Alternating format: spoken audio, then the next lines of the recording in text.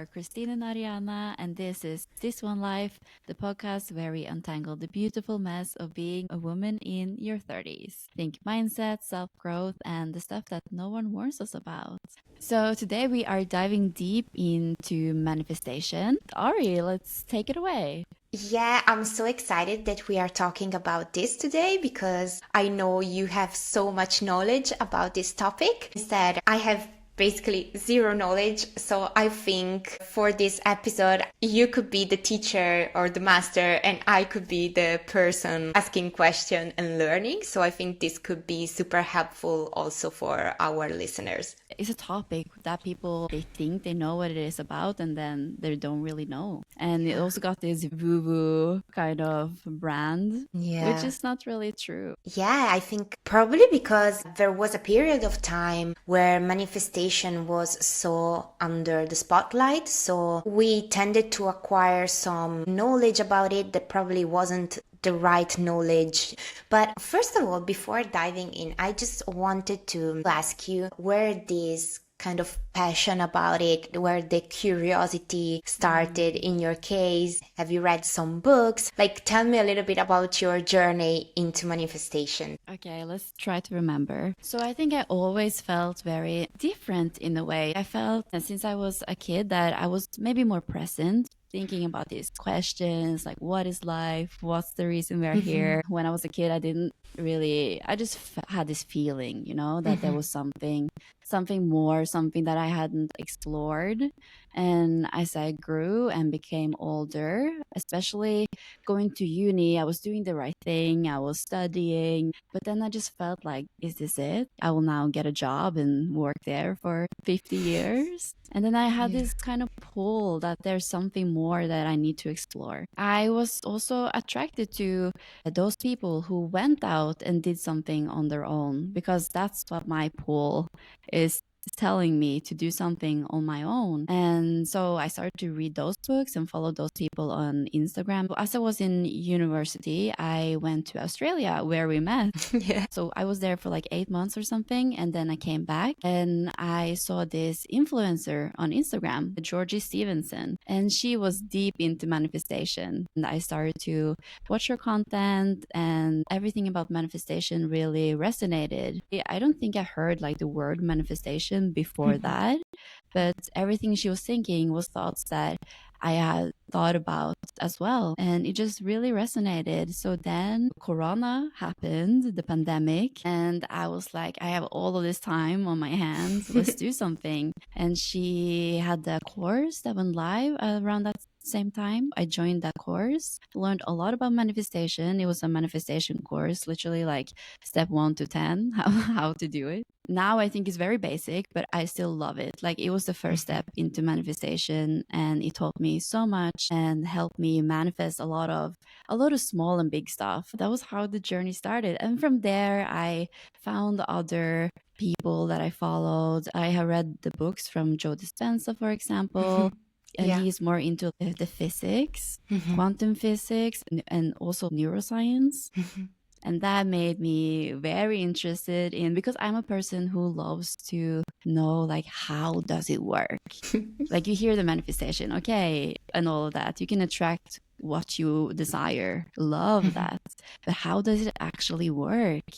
I need to know those things. And that's also the reason why I recently invested in a 6-month program that teach you about the neuroscience behind reality and manifestation and attracting what you want. And so now I'm learning how to work with my brain and prime it to focus on attracting the desires I want in life. I just loved everything you said, and I already have so many questions for you, and I think probably these questions are the same ones that the listeners want to know. But before I start with the real questions, I want to just start with the basics, just to know that we are all on the same page. We talked a little bit about what is manifestation, but if we want to have like a super simple definition, what can we say about it? So as we were saying before, there was a period of time where it was like such a common topic, and I think there was some kind of misconception about it, that it was something like, okay, I want to become rich, so I'm going to sit in my bed and just wish that I will become super rich. So, but I guess it's not, right? It doesn't work for everyone. That depends on your limiting beliefs, basically. But it is the process of using focused thought, belief, and feeling to bring a desired outcome into reality. And the key to manifestation is actually embodying the version that has what you desire. Is that easy, but it's also that hard. I just love that. I think in the last 3 to 4 episodes, topic of energy, the importance of energy and embodying the person we want to be already now, even if we are not already there, it just comes up so many times, and I just think it's so essential. So I just love it that one thing is tied to the other and it can help the other. It's really just interconnected. Yeah. As are we to everything.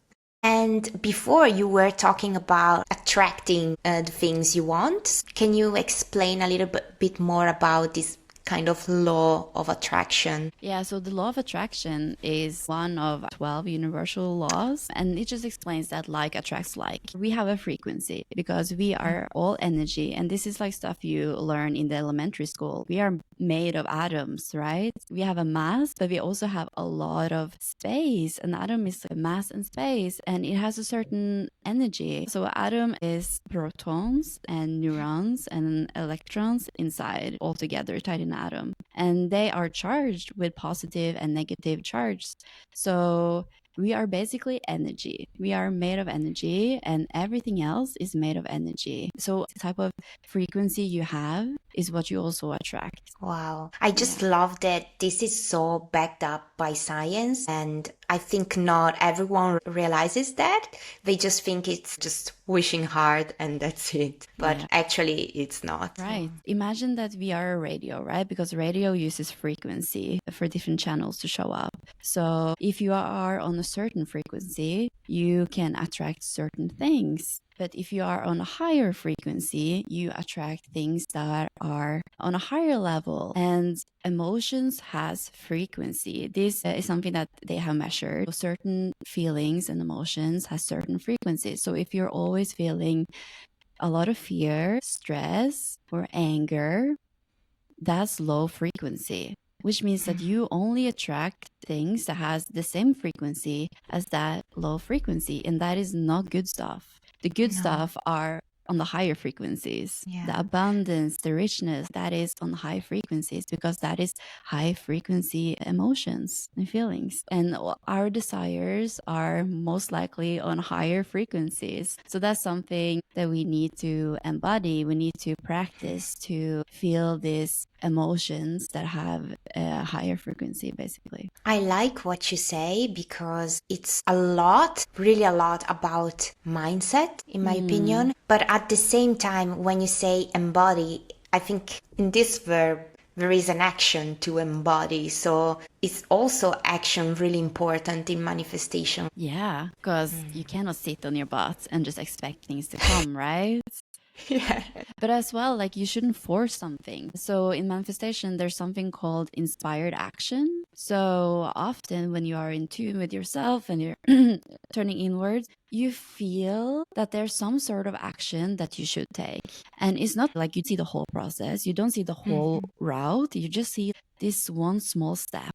And it doesn't always make sense, but that's what you should do. That's the inspired action that will lead you somewhere. And then when you are there again, you will feel this pull to do something else or dive deeper into it. And then you'll do that. You just take baby steps. And suddenly you arrive at your desire, your destination, which is not the destination, of course.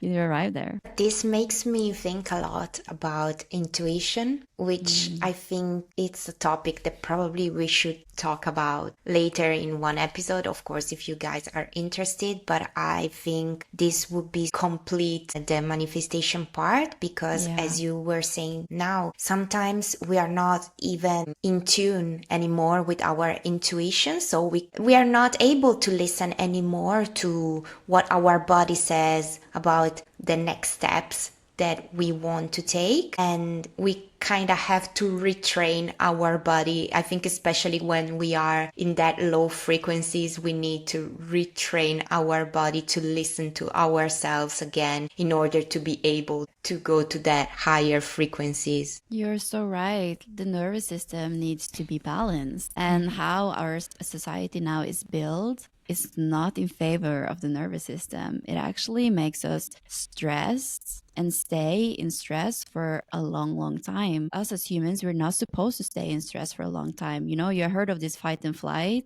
survival mode. That is where we go when we go to stress. In survival mode, it pumps a lot of cortisol into our body, which makes you stressed and also inflamed. We're only supposed to be there for a certain amount of time and then back again to balance nervous system. So you really need to be mindful of rebalancing your nervous system.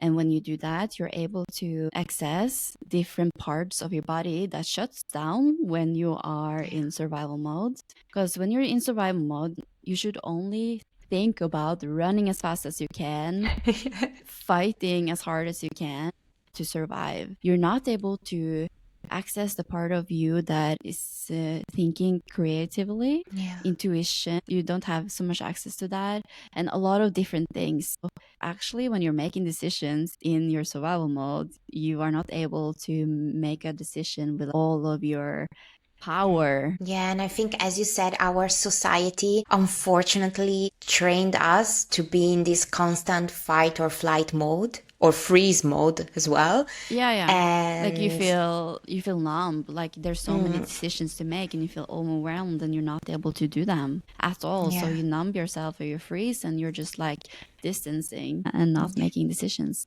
But because our body, our brains are always looking out for danger, and just like notification on our phone, that can trigger it. That triggers the brain to be like, this is dangerous. Then it stresses us. So to manifest in the best way, your nervous system needs to be balanced. So you need to practice to balance it. And you can do that with meditation, breath work, and grounding, being out in nature. You can hum, like make that noise that calms your nervous system down a little bit. I hope this is really clear to our listeners.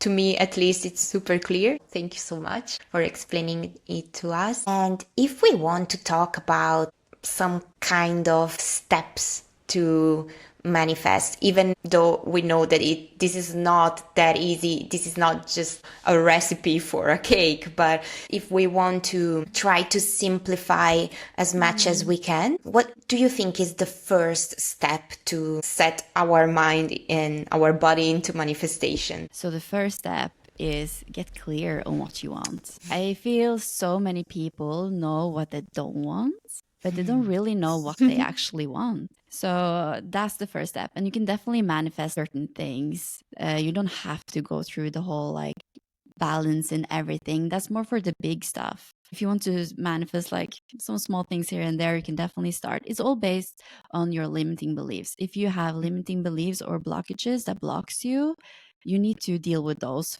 first before you can actually manifest your desire. But if you don't have any blocks for that specific topic or thing or area, then you're good to go, basically. But I would definitely start with getting clear on what I want and ask yourself this question. If I had all the resources in the world, meaning all the time, all the energy, all the money, what would I like to do?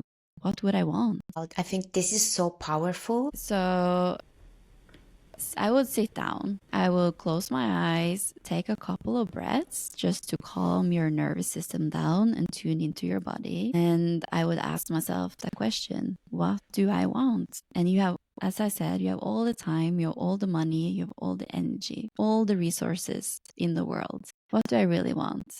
And then start to feel, because often our desires are just emotions that we desire, like it's feelings that we want, not necessarily the thing. So if it's like a luxury car that you want, you often want the safety, the stability. That's what you want, really, not just only like the big car, the fancy car. And also for people that, for example, want to have their own business, often it's because of freedom. Like a financial freedom, you can make as much money as you want.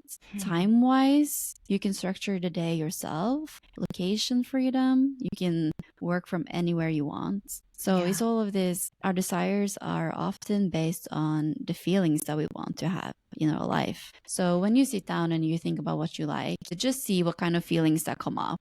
And also, of course, the things, write them down. If you want to have that big car, write it down. If you want to have the luxury house, write it down. And when you know what you desire, that's when you can start to manifest it. So, what's the second step when you have decided what you want? The second step would be who has that thing. Identify the person who has it, because you need to do identity shifts. So you need to write down what's the values of that person? What does that person believe? Your beliefs create your rules that you follow in the world. So what values and what beliefs does that person have? For example, if that person has a luxury house, what does that person need to believe in order to have that house? Probably the person needs to believe that success is easy for it. Money flows around and comes to you in infinite ways, and it's easy to get money. It needs to probably have some type of self-worth and love itself, right? So I guess that in this step, again, if you have any limiting beliefs, they will just come up. That's where the limiting belief comes up. Yeah. This is often where you need to do the deep work, the shadow work that we call it. So a person who believes that money comes easily to them, if you don't believe that, you have that's a gap and you need to close it. Like you have some work to do there. And how can you work on it to fill this gap? You should ask yourself a lot of questions, because we're all born worthy. We are all born complete. We are whole when we are born. You wouldn't say to a baby, no, you're missing something. There's something wrong with you. No, it has everything it needs to have. It is complete. It's whole. And so are you. But society tells us we are not worthy. We are not worthy to have all the abundance in the world.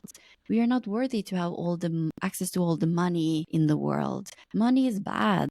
It's not necessarily bad. Like money is nothing. And nothing in the world is anything. Just it becomes something when you give it meaning, right? Oh, yeah. So you are just a person, but if you're good or bad, like you have given yourself that meaning, or society has given yourself that meaning. Money can be amazing because when you have money, you're able to do so much more good. Yeah. You can donate money to people who need it. You can buy stuff for your family to help them. You can give people education. You can bring food to people. You can create houses for homeless that don't have anything. Like there's so much you can do with money that you can't if you don't have that. So it's not bad for you to have money. It's actually so good. You can spread so much love and help so many people. Wow, that's so true.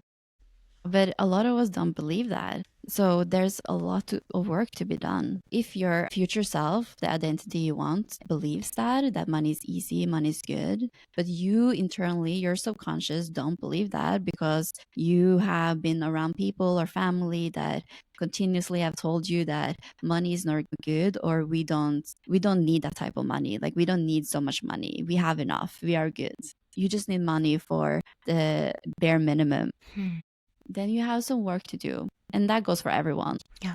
Me too. And you meet this, even though you have done deep shadow work on certain things, like for example, love and money, life is in spiral, right? Then you reach a new level and you have to do the deep work again, maybe on some other areas, but still within the same theme. So it's a spiral that goes upward, and you will meet the same topics again and again, and you have to continue to do the deep work to reach new levels in life. What? I think this is so inspiring to just start acting now, start doing something about your life now. So let's say that we have identified what we want. We are now trying our best to identify with that kind of person, to embody the future self that has what we want. Yeah, so you have written down the values and the beliefs of that person. I would then visualize, like again, close your eyes and start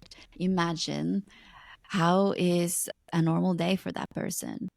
Because then you have a clear vision of where you want to go. And when you are in your everyday, like you're in the present moment, you are where you are and not where you desire to be. Make decisions that your higher self would do. So if you are postponing doing the thing, would your higher or future self postpone doing that thing? No, it wouldn't. No. Would that person sleep late in the morning, or would that person use those hours to work on their stuff before going to maybe their actual job, you know?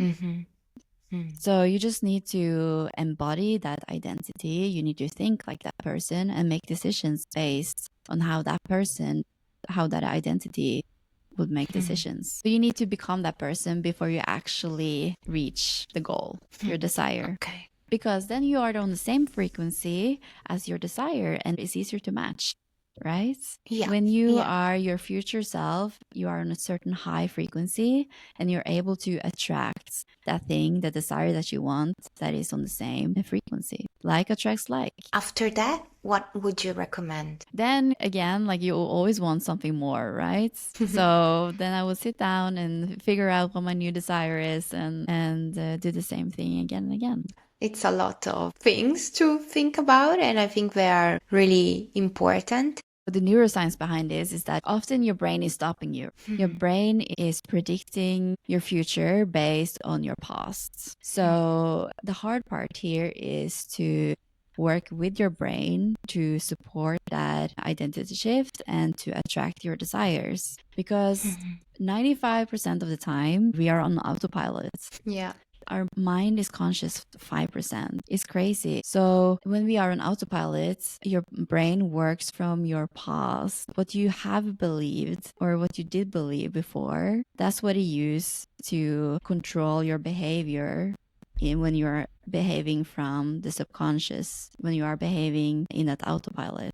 That's super interesting. And I was wondering if at the beginning of your journey or even now it happened to you to kind of making some mistakes, or in general, which kind of obstacles do you think are the most common for people who are trying to manifestate or they are starting their journey with manifestation? I think the hardest part is really embody your identity, like your new next level self, because we are so stuck. Like it's so hard to change our brain's perception, and our brain acts from our past. So we have to change how it sees things, or at least help it to help us in the everyday to become that person. So our brain is literally like a part of it is a filtering system, right? So it filters in a lot of inputs and it filters in a lot of signals. It's around, I don't remember exactly, but like 40 million signals. That's what it's able to filter in. But what actually comes into our mind is 50 bits. So from 40 million bits, it filters in like 50.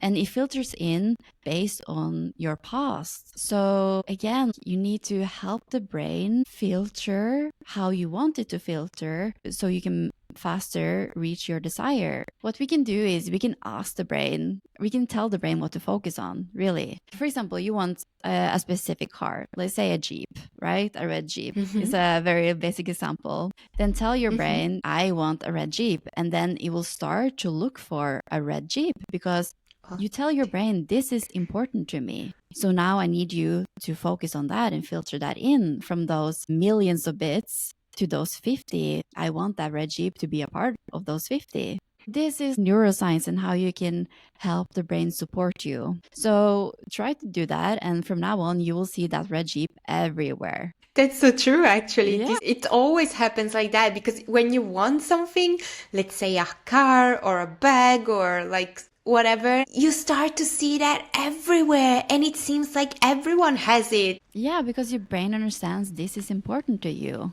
Our brain, it just wants to help us survive. It wants to protect us. So it wants to keep you safe and in the familiar. We have talked about this in different episodes, Yeah. but it wants to protect you, and it wants to keep you in the same environment that you have been in before, because that's what it knows, and it knows what to protect you from there. It knows the dangers. So you need to work with your brain and tell it, no, now I think this is important and this is how you should filter. For example, each morning I tell my brain to focus on something. I set an intention for the day. Today, I want to be focused and clear minded. So my brain helps to do that. So this could be like a practice for our listeners to start Doing every not morning. only, Yeah. yeah.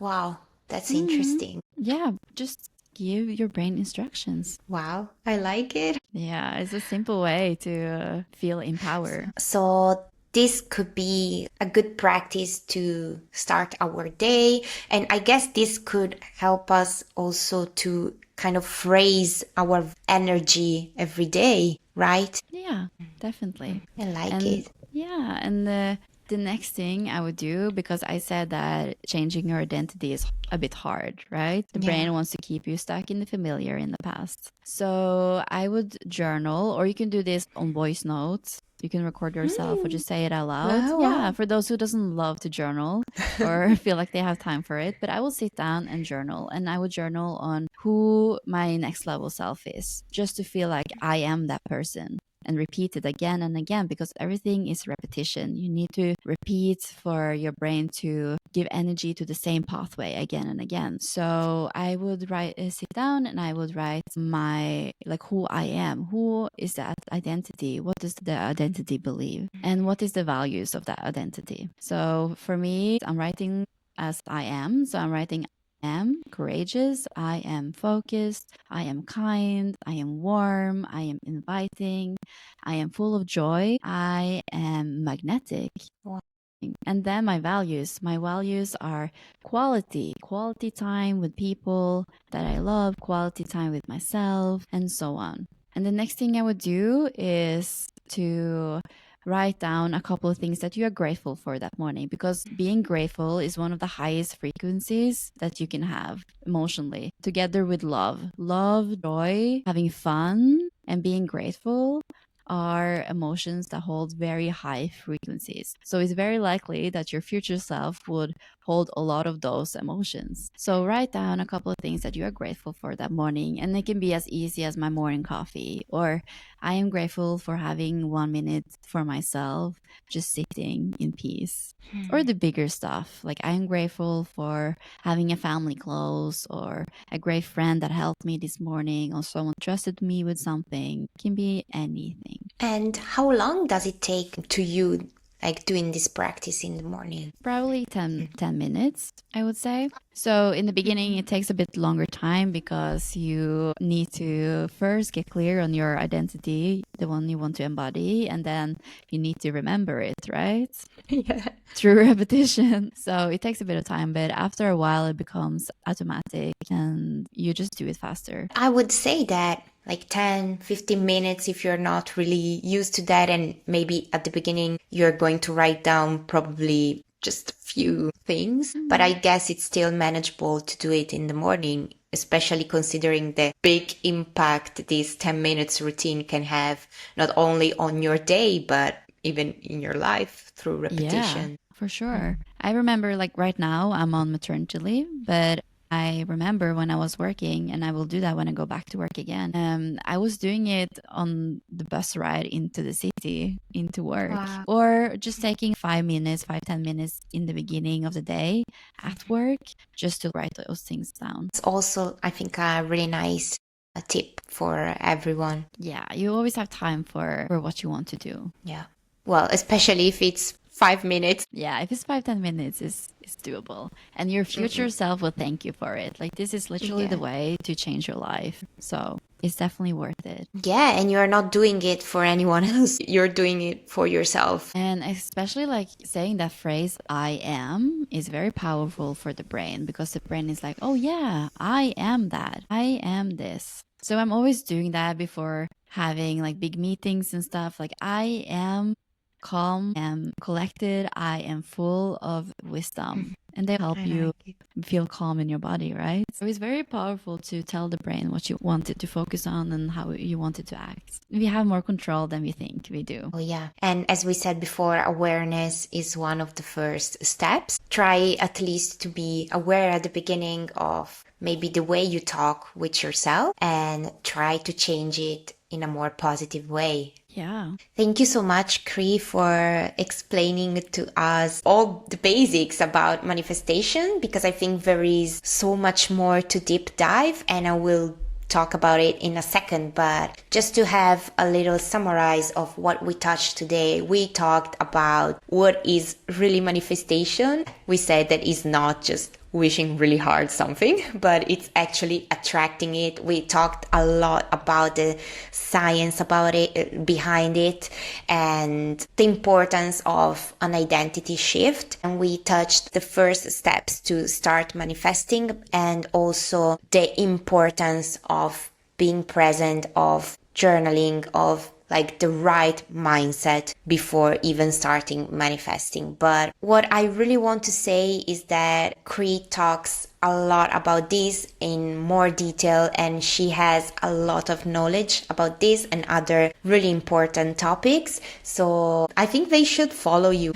Definitely go and follow me on Instagram and TikTok. My handle is Christine Sulai. So follow me there, and I'm sharing more tips and practices that I'm doing daily. I am also soon opening some spots for coaching if you would like help to get clear on your desires and also embody them. I would love to help you. So just send me a DM. And it was just fun talking about this. I feel like there's so much more to dive into. We just touched the surface, and we didn't even talk about the present moment, how important that is. Another time. But this was fun. Thank you for the interview, Ari. It was so fun, and I think I also gained a lot of knowledge, and I guess also our listeners gained a lot of knowledge. And I would love if you guys are listening to the podcast, to this episode, if you can comment if you already knew something about manifestation, if this was totally new to you, and also if you are going to try some of the steps or one of the morning routines. Just please let us know if this helped you in any way, if it was easy or difficult. And if something wasn't clear, let us know too, because then we can take a deep dive into that specific thing. Thank you guys for listening to us. And have a good day. We'll talk again. Bye. Bye.